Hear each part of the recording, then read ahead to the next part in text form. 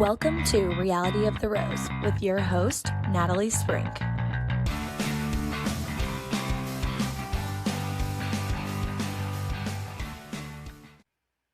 Hey everyone, welcome to episode 212 of Reality of the Rose. I'm your host, Natalie Sprink. Welcome back to my podcast. Today I was going to actually have Tyler with me again, and we were going to recap episode 7 of Traitors. However, my young man is not feeling well, so it is just little old me. So going into the future, into the next couple weeks, and little life update, I am going to be taking a trip. My husband and I, Tim, are going to be taking a trip out west, and for about 8 days, which I'll talk about in just a minute. But so I think because of that, and it's a fairly full schedule, I don't think I'm going to be able to have time to record a podcast next week, unless it's a surprise podcast and I happen to get it in. But I think what I'm going to do then is after next week's Traitors and then this week's Traitors and then next week's Traitors, then I'll have Tyler come back after I get back and we will recap those 2 episodes. So on today's episode, I think I'm just going to chat a little bit about like Natalie's reality for the last week or so. And then I'm going to be talking a little bit. I'm going to be recapping Traitors, this past 1 episode of Traitors, the banquet episode. And then I'm going to go into a little bit of like all the shows that are going to be premiering in the next 2 months or so that I'm like, I feel like I might have to quit my job just to watch TV and get all this in, because I don't know how I'm going to get it all watched. There's so much in the reality world premiering in the next 2 months, not to mention the things that are not reality related. So anyway, yeah. So to start, the reality of Natalie for the last week, I have this past weekend was super, super fun. I went to Milwaukee, which is about a 3.5 hour drive from where I am in Wisconsin. And my nephew, Samuel, plays, he is 16 and he plays, right? He's 16. He's not 17 yet. No, he's 16 and he plays volleyball. And I am a big volleyball girl. I played volleyball when I was young. Allie was a volleyball player. That was sort of her sport in high school. And I absolutely, totally miss being in the gym all weekend long on volleyball weekends. Now, I don't know how you are, those of you who are parents and who have kids that either were or are in sports. I think there's those that totally love those weekends and could do that every single weekend. And there's those parents that aren't that way. I think it probably depends on the sport as well. Like, for instance, I don't think Tim probably spent maybe 1 or 2 weekends in the gym with Allie's volleyball. However, he coached Tyler's baseball team, so spent many weekends coaching baseball for the weekend. But like sitting in a gym, to be honest, I don't care what sport, as long as my kid is playing the sport, I absolutely relished sitting in that gym, watching them play, watching their team play, watching other teams play. I just had so much fun. I just really, really miss that. So much so that even now, since my kids are out of high school, not playing sports anymore, we'll go to my friends' kids' sports to watch them, especially volleyball. I just very much enjoy watching volleyball. So this weekend was so much fun. It was a big tournament, probably about 80 teams or so. I'm trying to think. There was about 40 courts. So times 2 would be about 80 teams-ish, somewhere like that, somewhere in there. And it's right downtown. it was in a really nice area of Milwaukee. And not that that really mattered because we were in the gym the whole time, but I just had so much fun. First, we got there Friday night, or I got there Friday night, and my brother was along with my nephew. So my brother and my nephew Samuel, we went out to eat. We hung out all evening, and so I got to just spend the evening with the two of them. Also, Samuel watches Traitors, so we probably spent half of that time talking about Traitors. So I really feel like I should get him on the podcast with me. Allie watches it too. What we should do is get the four of us to recap Traitors towards the end. That would be a lot of fun. Maybe I'll try to do that. But anyway, we just had a lot of fun with that. And then we sat and watched volleyball pretty much all day Saturday and then Sunday till, like early afternoon. But I mean, even when he wasn't playing and we watched the other teams play, like I just was in my glory. I was like in heaven sitting there watching that. So I was so happy. I was really worried that it would snow or there'd be somebody get sick or something would happen to keep me from going, but it did not. And it totally lived up to my expectations. So I really, really had a good time. Again, remembered how, there's just these things you go through, I think, in different times of life. And it just reminded me of like, um, things I miss from when my kids were younger. And that is one of them. I will say though, I had the hotel room all to myself, and that was kind of nice, having a hotel room all to myself, spreading out in the bed, watching whatever I wanted to on TV. I mean, I don't know. That was actually a kind of a nice, unexpected perk. But anyway, yeah. So thanks to Samuel and Tommy for hosting me well with all the volleyball, and met some of the parents, and they were all really nice parents. All the kids on Samuel's team they just seemed like a really cool team that clicks, and they seem like they all get along real well. And um, they're very good. Last year they finished second in nationals, I believe. They did not play as well as they, I think, thought they might or have in the past, but I didn't care. I just got to watch them play, and I was just happy about that. So yeah, that's what I did. Then, so next week we're going to be going out west. And if you listen to the podcast, you know that we have a home in Idaho. And so, but we're going there for a couple days, but we have been talking about, for a while, we noticed that they have snowmobile trips that you can take in Yellowstone in the winter.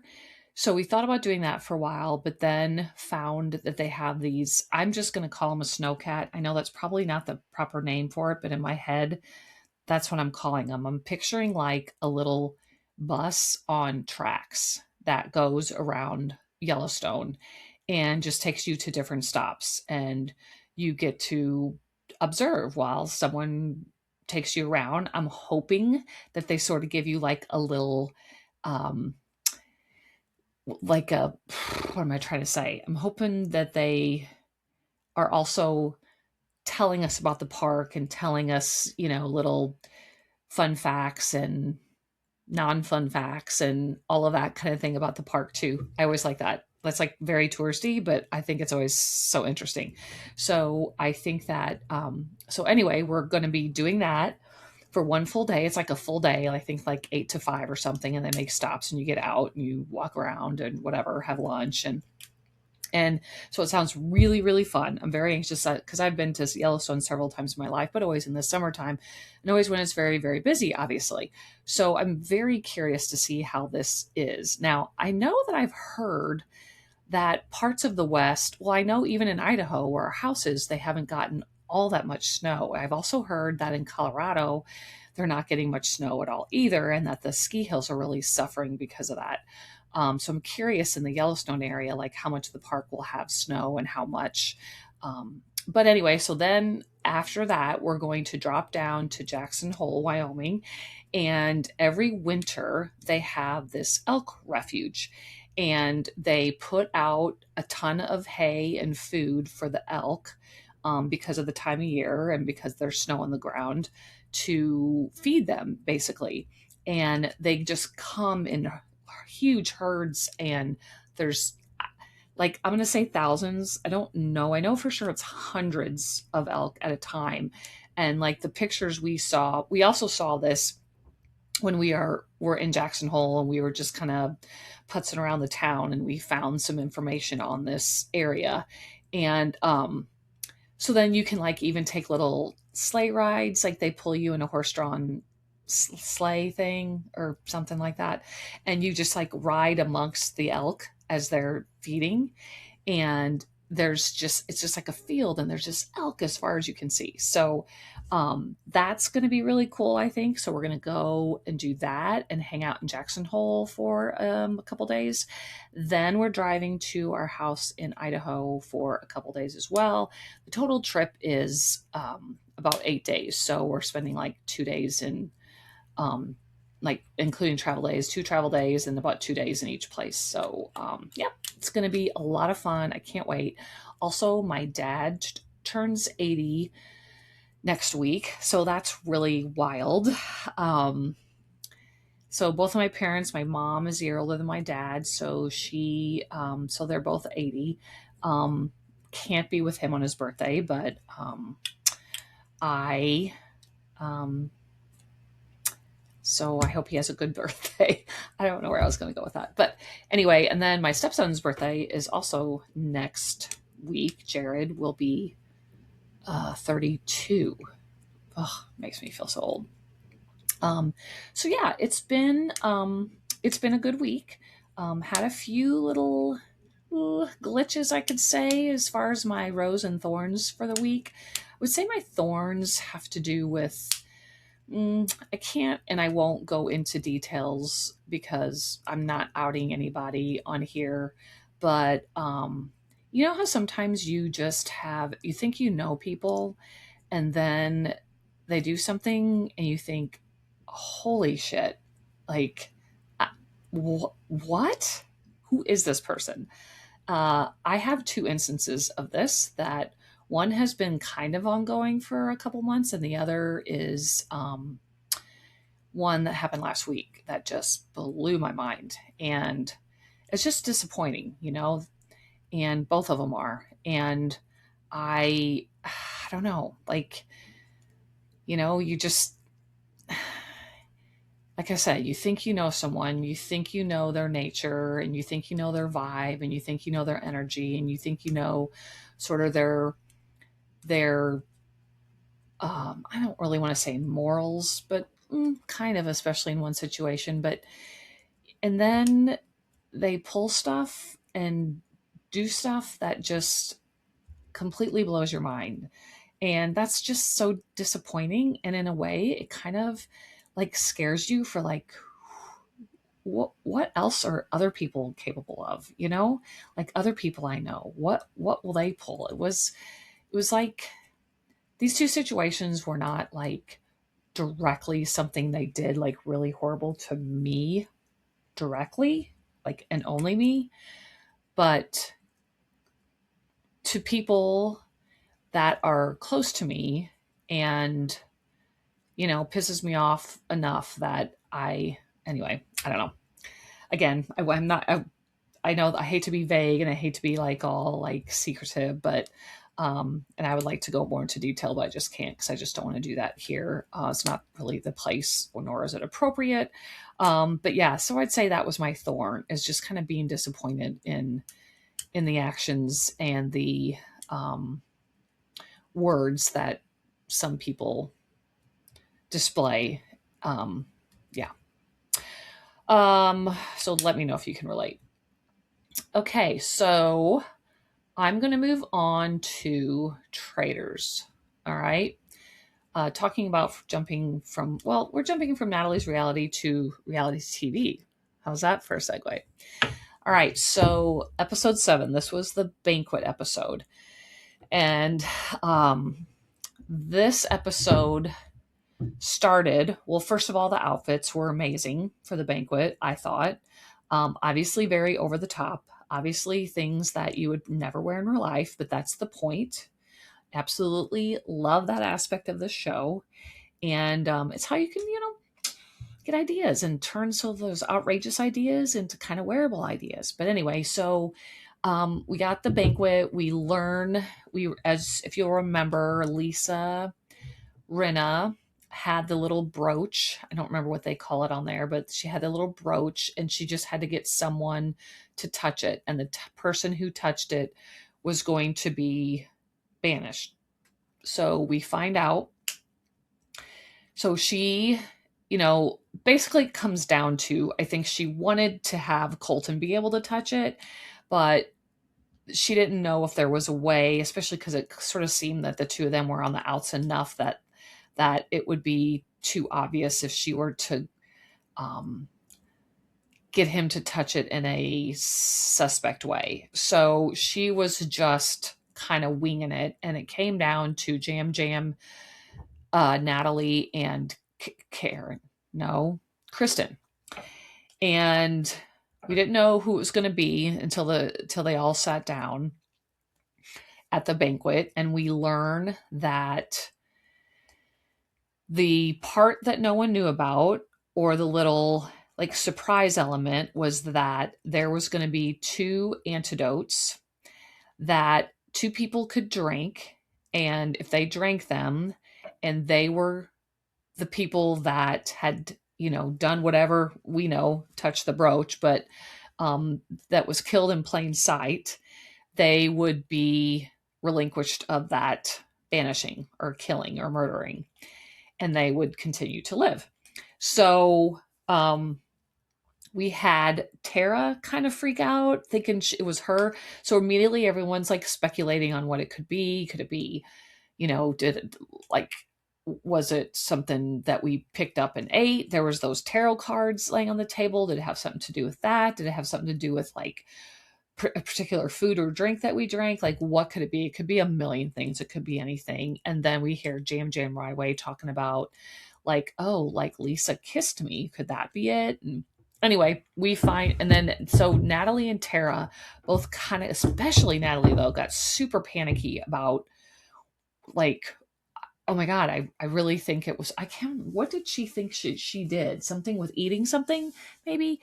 And freaked out. So basically her and Tara got the potions and drank them.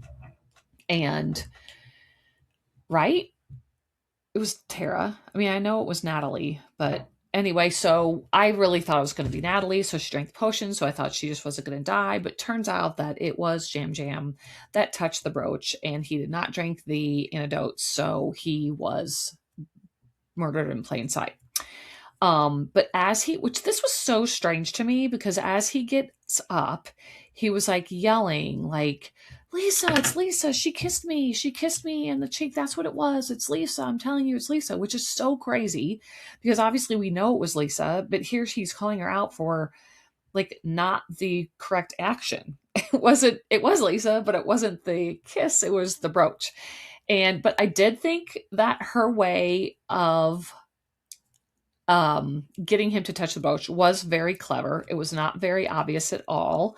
She acted like it was poking her and was like, ow, ow, ooh, ah, can you get that? It's like poking me. And he touched it, and that was that. So I thought that was clever. That was really the one and only really good traitor move that she made, in my humble opinion.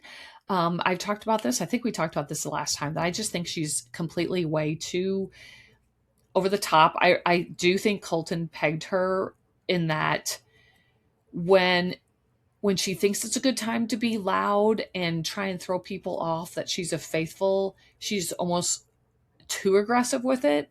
But in moments where they can be strategic and they talk about like the game and gameplay, she is too quiet. So like she was pegged very appropriately at that by Colton, I think. And I did not think, and I've heard a lot, like when I talked to Samuel about Traitors, he right away said too that he did not think that she was that great of a traitor.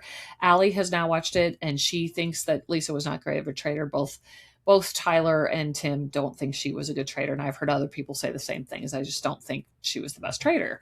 However, I love Lisa Rinna, and So, spoiler alert, I hated seeing her leave. But so anyway, we move on from the banquet and um well, like, okay, so for instance, whenever he was leaving and going, it's Lisa, she kissed me. Her defense is, I didn't kiss him. I didn't kiss him. Like, and she said it matter of factly. And that seems like such a weird thing to say, especially because you kissed him, or even if you kissed so many people you forget. Like, I wouldn't be so sure about that because you literally have it on camera. So, not that they see that now, but I just thought that was a weird defense to just be like, I didn't kiss him. Why didn't she instead say, oh my God, I've kissed like 6 people? Like, who, so what? Like, everybody was kissing people. Who cares? Wouldn't that have been a better defense, you know? Okay, so then they had to do their little mission was that they had to get, like, climb this little, well, I don't think it was really that little, but this big hill or this mountain, if you will, and gather gold. And whoever gathered the most gold and got to the top of the mountain, like, I don't know if it mattered if you got first. I think just whoever had the most then moved on to this little segment where you could win a dagger. And if you win the dagger, it gives you 2 votes. And so, oh, it was Natalie, it was Rob, it was Colton, it was Steven. I'm missing somebody else, but so Colton had the most gold. Not sorry. Rob had the most gold. So he sort of held the cards in this game, so to speak, and he ended up getting the dagger. And so now he has 2 votes. He did not utilize his dagger at this during this episode, so he still has that to use.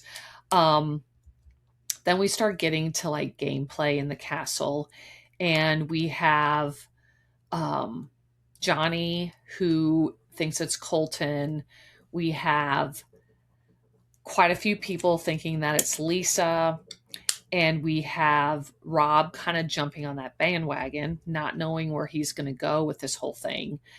But it was very interesting because, you know, fast forwarding ahead, we have Rob who ends up voting for Lisa and getting her banished at the round table.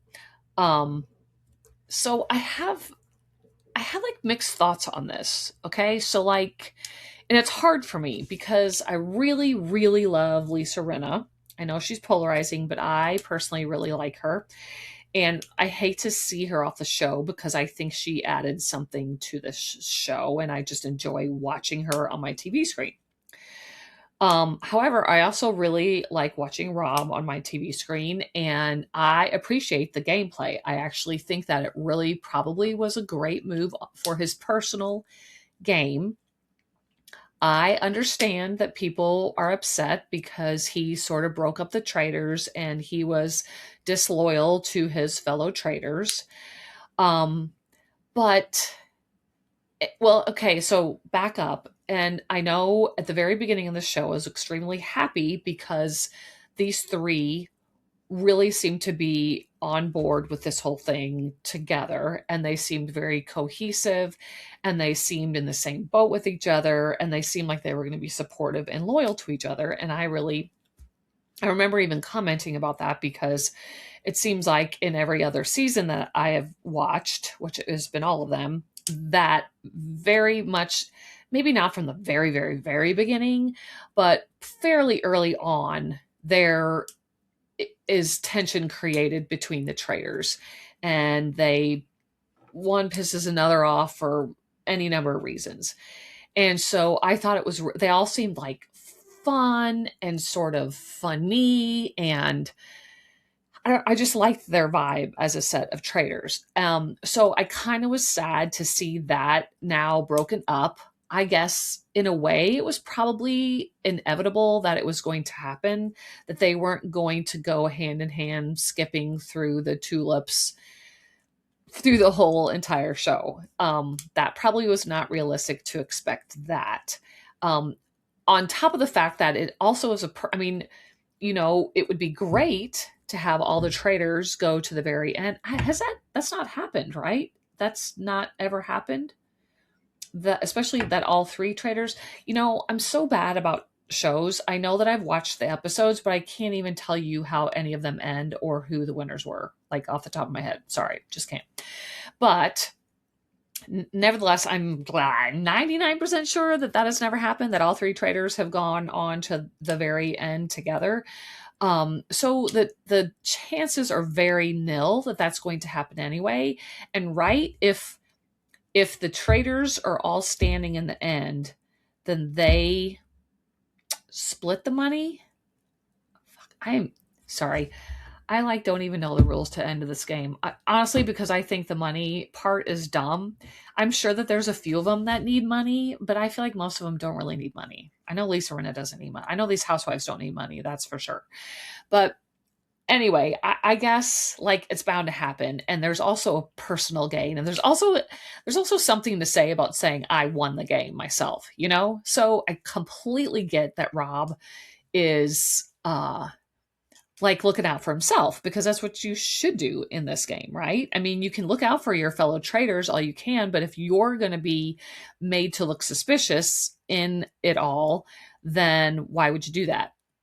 Now, I will say though that I don't completely understand how like I get that he has to look out for himself, but the thing that sort of confused me is that I'm not sure how come he didn't just like vote for Natalie and just say, "Oh yeah, I think that, the argument that makes sense," and vote for Natalie and kind of just go with the flow in this particular roundtable, but instead he like it appears at least that everyone had quit talking, and then he on his own totally brings up this random or not random, but he brings up his own completely separate reason for why he thinks Lisa looks suspicious or could be a traitor, and brings it up. Now, I guess this is really going the length to prove to everyone that you're faithful if you do this, especially since she was clearly going to probably get voted off, and that he made his statement about her. Therefore, why would he do that against a fellow traitor? So I guess it was really going to an extreme to try to prove he was a faithful. So I kind of get both sides, like I'm kind of bummed that Lisa's gone, and I'm kind of pissed at Rob for doing that. But then on the other hand, I get that it's a game and he's got to play the game. Now, the thing that I think was weird is that Candace completely called him out by voting for him. And she made it seem like she didn't want to vote for Natalie, and that she wasn't going to vote for Lisa because it's a fellow housewife, but that she voted for Rob. Like, in my opinion, that kind of puts the target on both her and Rob's back. If anyone thinks about it, they could be like, they could guess that she was pissed that he voted for her, not just because she was a housewife, but because he turned on a fellow traitor. You know what I mean? I don't know how likely it is. Obviously, it's so easy for me to say that because I know who they all are. But she was on Watch What Happens Live just a couple nights ago with Andy Cohen, and someone asked that question. And so Andy asked it of Candace, and she acted like that was a ridiculous question, that absolutely not, that it did not put a target on both of their backs, that whoever said that doesn't understand the game, or I don't know, something to that effect. So I don't know, what that could mean. I think it's interesting that Andy has quite a few people from Traitors on Watch What Happens Live, and they're not always necessarily people that obviously have gotten banished or murdered because Candace was on. He did have Michael Rappaport on. That was an interesting watch. And so to hear their angles but still not know how it ends up is kind of fascinating too. So yeah, so it ends where Candace and Rob meet up at the turret and take their hoods off. So super curious what that's going to look like and what the exchange between the two of them is going to be and what that is going to do. Like apparently they've been going back and forth on social media to sort of like doing digs at each other.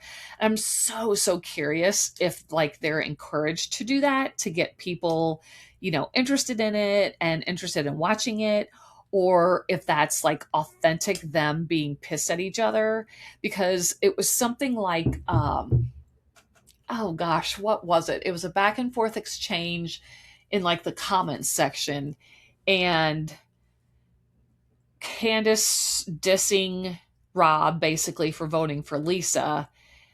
And I forget what dig she had on him. And then he said something to the effect of, it's just a game. That's what we're doing, is playing a game. And then she came back with like, grow up, Rob, or I thought it was not a very good comeback for what he exactly said. I think, let me see if I can find that actually. Okay, yep, here I found it. So Rob says, this is actually ridiculous.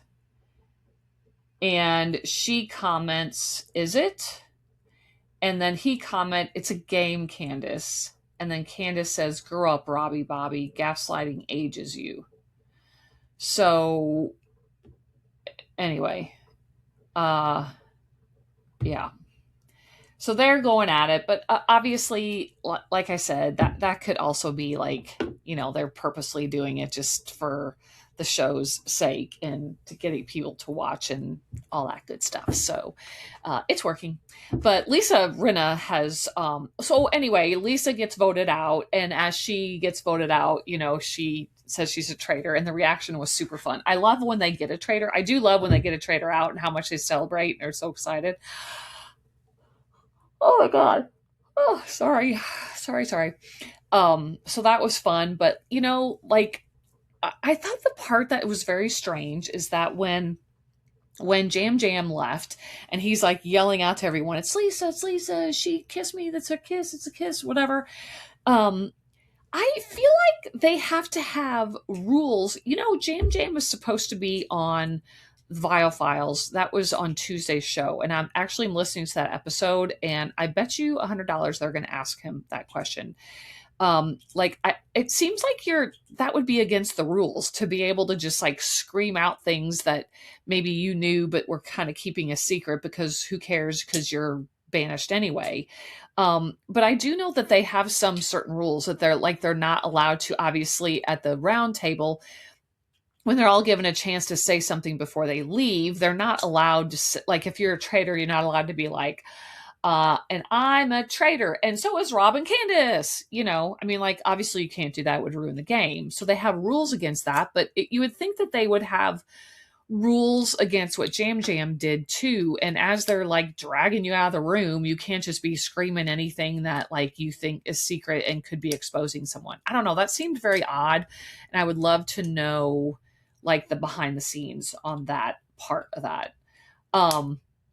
I did hear though I found an account that reveals sort of behind the scenes things at the Traitors, that so while the roundtable is going on, obviously like production is in another room, like watching it all go on. And so they're stopping and starting things too. Sometimes the roundtable can go up to 5 hours long, apparently. And based on things that have been talked about, based on like, where the producers think like the votes are all going to be going, and based on who they think might be borderline, they will like stop filming and they will then set the order of who votes first and like who will be the last to vote. So that definitely is like set so that it creates a bit of tension, which is fine for me. I mean, they don't know who's voting for who, but they know how they set up the lineup of people and cut it so that the last person or the second to last person that votes is, going to have a tie defining vote if it's close. You know what I mean? So they do that. They definitely do that. So I thought that was kind of interesting. So yeah, it was a good episode as usual. We have a few left. How many is there? 12? 12 in the reunion? Is that right? There's still a decent amount left. I really hope, I really love Candace and I really love Rob. I know that they're going to be at odds now, but I hope that they both still make it quite far. I'm kind of hoping Tara, I'm kind of rooting for her a little bit. And I really hope that Dorinda pulls it through too and stays and starts showing us some Dorinda. We haven't seen a lot of Dorinda, like real good Dorinda. And so I don't know. I'm just really anxious to watch it. In my time, the show is out tomorrow night, and so yeah, gonna be anxious to see it. So now I'd like to talk a little bit about the gajillion shows that are going to be starting in the next 2 months, basically. And I don't know which ones you guys are going to be interested in and which ones you aren't, but I am like in my freaking heaven here with all of this. So, wait, first of all, before I get into shows, what about this Nancy Guthrie thing? Savannah Guthrie's mom, who was abducted from her home in the middle of the night. This story is so crazy to me. Now, today I kind of heard a random thing and I Googled it and I was checking just Googling it. I didn't look it up on TikTok. I'm sure there's more on TikTok, but I heard someone say that there is that either Nancy's former husband, or I don't know if her husband died or if they're divorced or what, but that he or Savannah's husband, or I'm not exactly sure, but someone related to one of them was in the Epstein files. So yeah, I don't know. That could be completely reaching, but let's just say that's not true. It's wild. She does not have her medications. Tomorrow will be day 5. I just on the news tonight, they're saying they have no leads, or that at least the press or we don't know about any leads that they have. They had a ransom note. TMZ got their hands on a ransom note, but there was also a ransom note given to some Fox affiliate. And they're trying to determine whether it is legitimate and if it's authentic or not, or whether it's just someone trying to take advantage of this whole situation. They were asking for like Bitcoin, I guess. And apparently they had some kind of details about what she was wearing that night, which, I don't know that anyone would be able to verify that anyway, because like she was sleeping. So who exactly knows what she was wearing that night, There are pictures of what looks to be blood that is outside of the door of her home, like blood drops. The camera, the doorbell cam looks like it was removed. It is not there anymore. Apparently, there's signs of forced entry. Believe that I heard that there was also some blood in the house. She left all her medications. Her phone was still there. It just gives me the goosebumps. She's 84 years old. Savannah said that she can't walk much more than about 50 feet, without sitting down or not being able to walk any further. So she's not very mobile, but she is clear in her mind. This is just the scariest thing. I mean, I know Savannah Guthrie is, she's a very well-known news anchor, reporter, and all of that, but like what is to this, and why the mom, the 84-year-old poor mom, can you imagine how scared she was when she woke up and they don't know, is it multiple people, was it just one person, they have no idea about that. like no one knows anything. This just seems so wild. And if it would be for ransom, you know, assuming that these letters and these ransom notes that they have are not legitimate, does it, I don't know anything about this, but is it normal to not have a quicker response from the kidnappers that are wanting a ransom for her? Um, but, but if it's not for ransom, what in the world? Why would they take this poor, sweet woman? It just gives me the goosebumps, and that's just terrible. It's just an awful, awful story. And I obviously pray that this woman is found and that she is still alive, but it does not sound like if she doesn't have her meds. I'm just like hoping maybe that these like kidnappers have some way of getting meds if she can tell them what she needs. And I just hate it. I just hate it, hate it, hate it. It's awful. What a terrible, terrible thing to happen to anybody of any age, but to a poor 84-year-old woman by herself in her home. It just is wild. So yeah, I'm really trying to keep on top of this because it's just, I don't want to use the word fascinating, but it is, I just can't, I just have to keep, I can't stop looking, you know? So yes, prayers there. The Olympics starts on Friday. So this is, I guess, where I'm going to start my little show breakdown. So not only do we have all these premieres or all these other shows happening, but we have the Olympics starting. Now, I will say that I do love watching the Olympics. I do prefer Summer Olympics, but I don't mind at all Winter Olympics. And I'm sure I will be tuning in. But curious how many of you tune in for the Olympics, or, and I always think sometimes I'm not going to really, I'll be like, it's whatever. And then I start watching and then I kind of get caught up in it. And then I want to watch more and more. It feels like that happens a lot, especially with the Winter Olympics.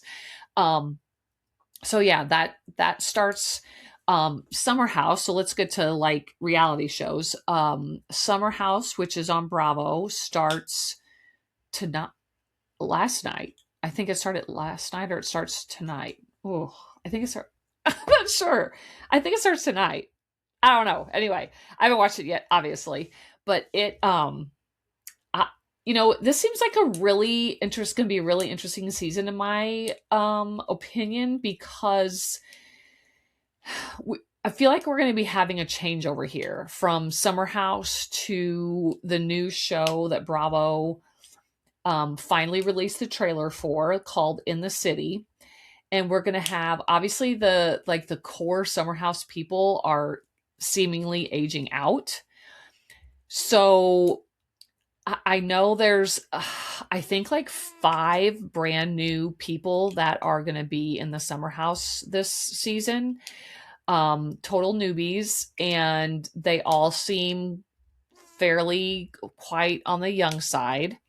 We also have another, so Paige is not going to be on this season.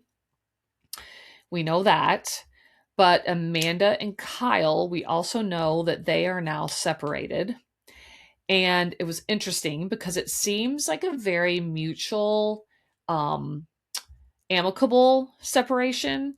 I saw on social media today that they had like a premiere party last night, and at the premiere party, Kyle like had a little speech, and in the speech, he like addressed and thanked Amanda, and that there were great good times and bad times, but mostly good, and that he is sure that they're both going to find a lot of happiness, and he thanked her for always being there for him, and said, and yes, I'll still do your taxes, or something to that effect. But like, it seems like they're probably pretty amicable, which I guess they better be, because they are also going to be on In the City together.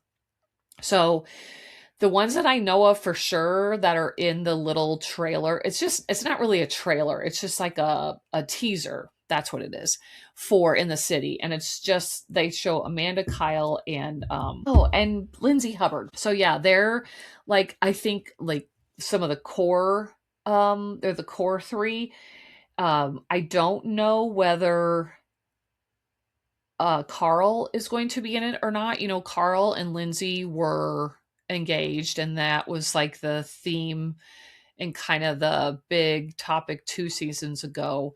But either way, they are also, those three are still in Summer House this season. So I'm guessing that they're maybe going to do kind of like what they did at one time with a Real Housewives of Beverly Hills, going right into when Vanderpump Rules started. And it was like they sort of ended one show and then began the next as its premiere. So maybe they'll do something to that effect. I don't know that that's been stated, but that kind of makes sense to me, especially since they've already dropped a teaser that by the end of Summer House, they would kind of go and like maybe on the last episode, they would like kind of show these three and their life in New York City. And that would kind of like then be the beginning of the show in the city, right? That would make a lot of sense to kind of do it similar to that. Because we're talking there's usually about 12 or so episodes and a couple episodes of reunion. So that's like 14 weeks out. I'm just guessing there. So it will be interesting because last season on Summer House, they had 2 new people, and to my knowledge, neither of them are on this season. So they're going to need to have some people that sort of bring it. They're still going to have Jesse Solomon and West, I believe, are still going to be on there, as are Sierra, I'm assuming, is going to still be on.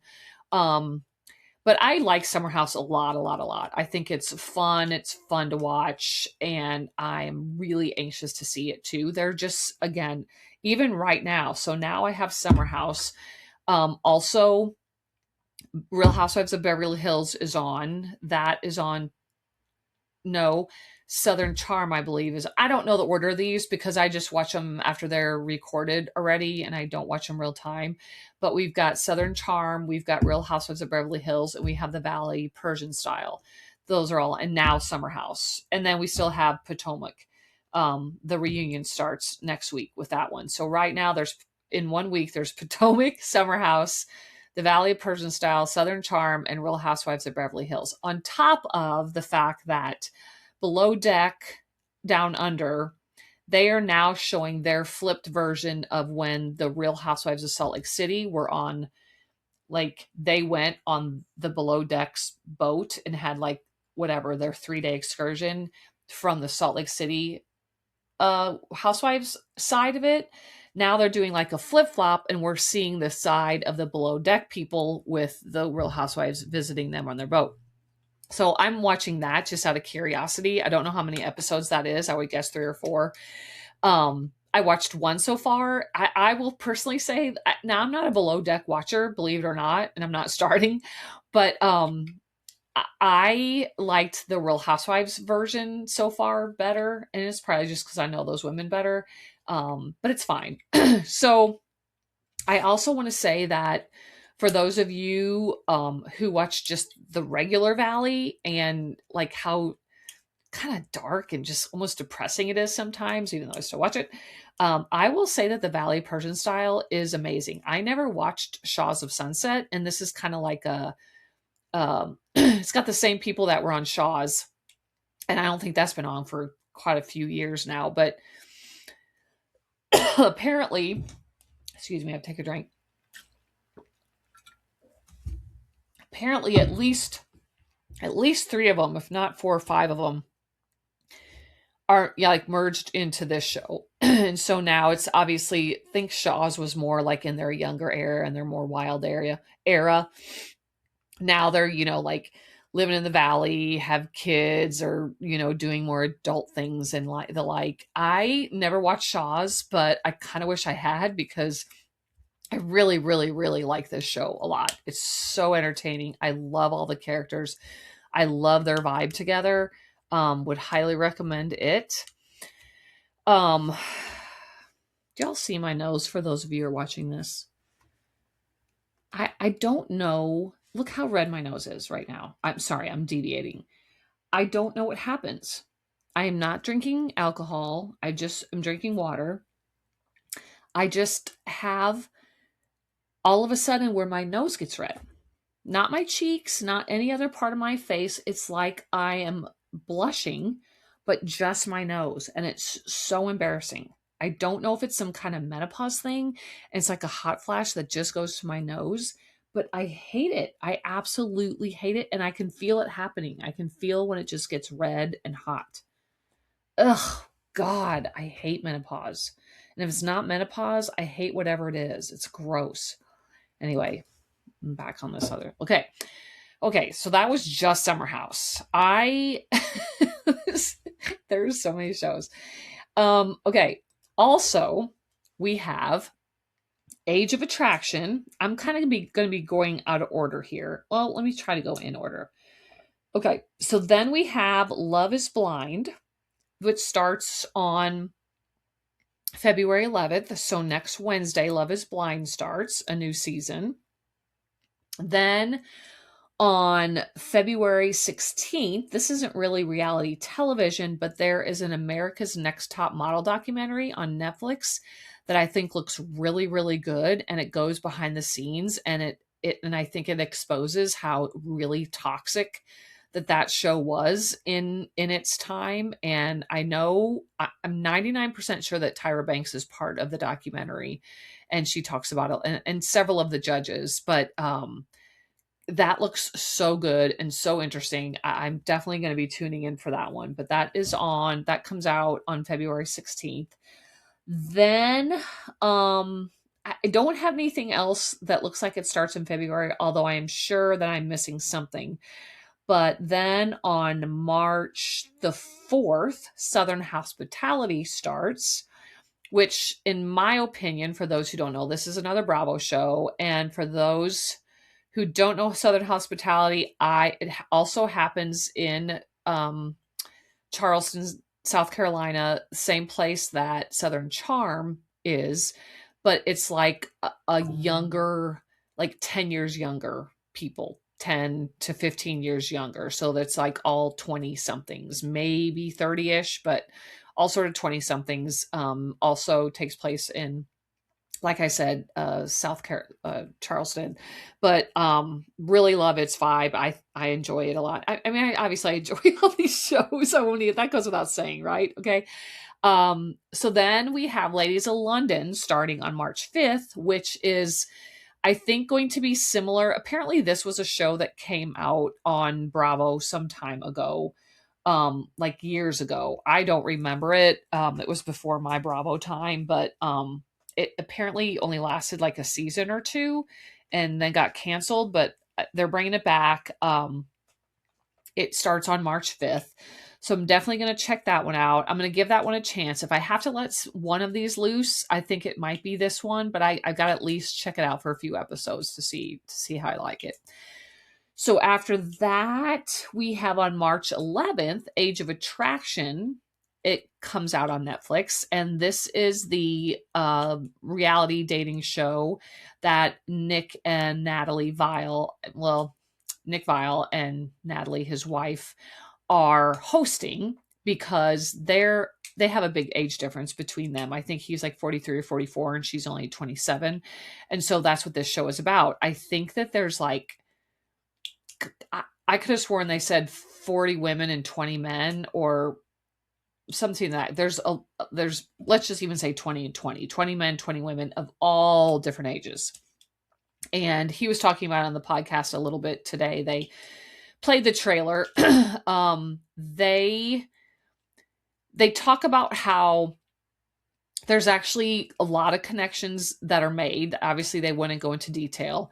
And they did say, there are some couples that are closer in age that actually made a connection and like ended well. But obviously the name of the show is Age of Attraction, and sort of what they are after is couples that kind of like are vibing with each other and they have a big age difference. So there's one in the trailer in specific where it's an older woman and a younger guy, and they're out to dinner and they're having fun and stuff. And she was like, honestly, if like this was just like normal life, I'd probably be asking you if you went to meet my daughter, and then he was like, oh my God. And, and then she tells like the camera that her oldest daughter is 29 or 30. And she goes, I'm guessing he's maybe a little bit older than her. And then they show him saying a lot of people guess me a lot older than I am. And he's like, do you want to know how old I am? And, so I don't know. I guess we're supposed to think he's like 23 or 24 or something. But it honestly looks kind of good. I may be biased because I know even though Nick and Natalie can be polarizing, I enjoy their podcasts. I like them. So I'm really anxious to kind of see this show and see how it does. So that's March 11th. Then we have Temptation Island, which starts on March 12th. If you'll remember, Temptation Island came to Netflix last year. It's been a show for quite a few years, but keeps jumping around to all different networks. Last season was the first season it was on Netflix, and it was a huge success. And it actually was, but I can even tell you that Tim watched it. So if Tim watches a reality show like this, it is a massive success because he was actually into it. Like, he was actually really into it, and even couldn't wait to watch the reunion and all that. So it was quite funny. And that's going to be airing while we're also going to be going back to Idaho for a couple weeks at a time. And it's going to be it's going to be out by that time. So I've already told him, look, we are watching that again together because I got you to like it last season. You're going to like it again. So that comes out March 12th. Really can't wait for that because I very much enjoyed that show. That was like a whole nother ball game. Talked about highly. The same day that comes out, Secret Lives of Mormon Wives season 4, right? Season 4 or season 5? I lose track. They come out so often. So that starts March 12th, which, as we know, and again, I kind of call it would come out right before The Bachelorette in time for us to get all the episodes watched, if it takes us a couple weeks, because Bachelorette starts on March 22nd. So we have 10 days to binge Mormon Wives to get us all primed and ready for Taylor to be the Bachelorette. So that starts the 22nd. And then I think that's it. I have a feeling there's some more stuff out there. 2 other ones, like In the City, I talked about that. That's the one that's like I'm guessing is gonna like segue straight from Summer House into In the City. They've only had that teaser out. They haven't talked about when that's coming out, actually, what date. But we also have gotten an announcement that all the OGs of the Real Housewives of New York, so the original cast, not this new younger cast that's been out for a couple of years, but like the old, like Ramona and Luann, and I wish Bethany Frankel. Oh God, again, I'm blanking on Ramona, Leanne. Why can't I think of their names? Well, anyway, God, there's like 6 of them that are going to come back. They're going to bring the cameras out. They are going to film a season, and it's going to be called The Golden Life. And it's going to be on E, though. It's not going to be on Bravo. It's going to be on E. However, if I'm not mistaken, E is in the NBC family, like the NBC Peacock family. So I'm kind of surprised that it's not on Bravo, but either way, that just came out this week with a little, not a trailer, but they had the women come out and sort of like tease the show and then kind of announce it.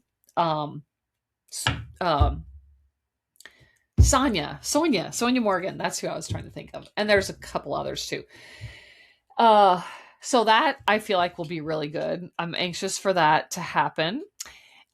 We also had Whitney Levitt from Mormon Wives opened on Broadway this week with her starring as Roxy Hart in Chicago. So the opening night was like last night, maybe, or the night before last. And apparently all the other Mormon Wives were there to watch it except for Demi.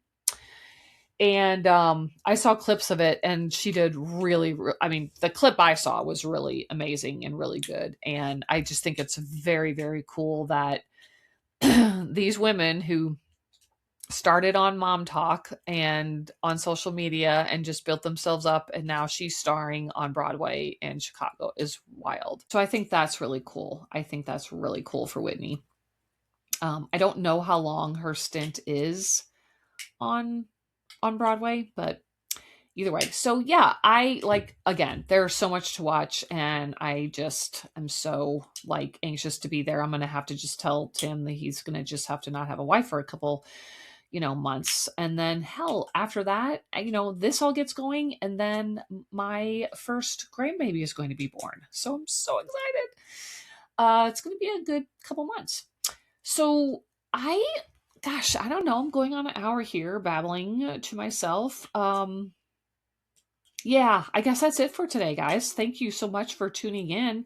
I've been trying to be more active on my TikTok, and my TikTok I is kind of like turning into these serial chronicles where I just like talk about random things happening to me in life, or like, does anyone else da da da da da da da. Trying to be more active on that social media platform. But what would help me on this platform a lot is if you guys would go to TikTok, follow me there, follow me on Instagram, click subscribe, click like, follow. I said that already. Rate me, review me on the podcast platforms that you listen to. All of that means so much to me and helps me out a ton. So I love you guys. I appreciate y'all listening. Again, I probably will not be around next week, but the following week. So in the meantime, please be calm, be strong, be kind, and be grateful. Bye.